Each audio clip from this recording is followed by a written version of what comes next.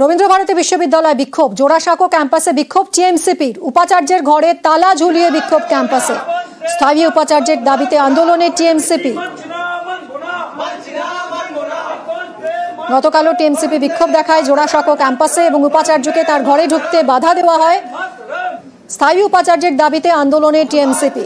বিশ্ববিদ্যালয়ের গেটে বিক্ষোভ ওয়েবকুপার।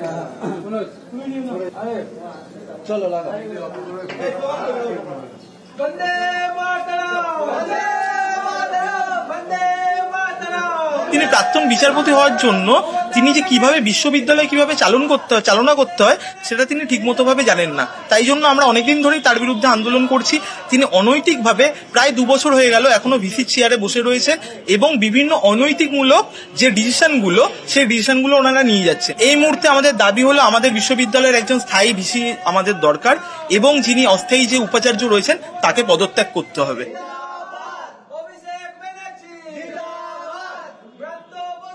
কিছু ছাত্রছাত্রী, কিছু কর্মচারী যারা একটি বিশেষ পলিটিক্যাল পার্টির সঙ্গে অ্যাফিলিয়েটেড, আমি অবৈধ ভিসি, সেটা তো ওরা বিচার করবে না। এই বিচার করবার কথা আদালতে তো ওরা গেছিলেন, কোনো অর্ডার পেয়েছেন কি?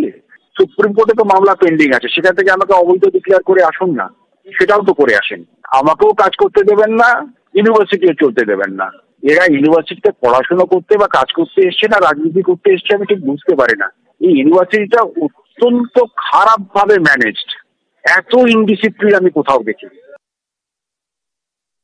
রবীন্দ্রভারতী বিশ্ববিদ্যালয়ের জোড়াসাঁকো ক্যাম্পাস, সেখানে গতকালের পর আজ আবারও বিক্ষোভে মুখরিত হয়েছেন তৃণমূল কংগ্রেস ছাত্র পরিষদের সদস্যরা। কারণ কি? তাদের একটাই দাবি, তাদের যে অন্তর্বর্তী উপাচার্য রয়েছেন সেই অন্তর্বর্তীকালীন উপাচার্য শুভ্রকমল মুখোপাধ্যায় তার পদত্যাগ দাবি করছেন তারা। পাশাপাশি স্থায়ী উপাচার্য এবং স্থায়ী রেজিস্ট্রার নিয়োগের দাবিও জানাচ্ছেন তারা।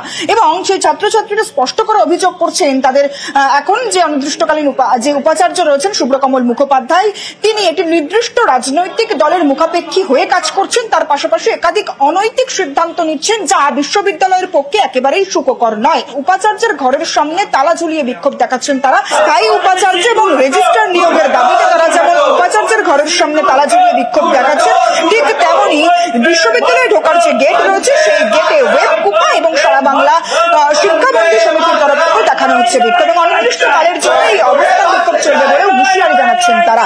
ক্যামেরায় মনোজির সঙ্গে সুস্মিতা, নিউজ 18 বাংলা, কলকাতা।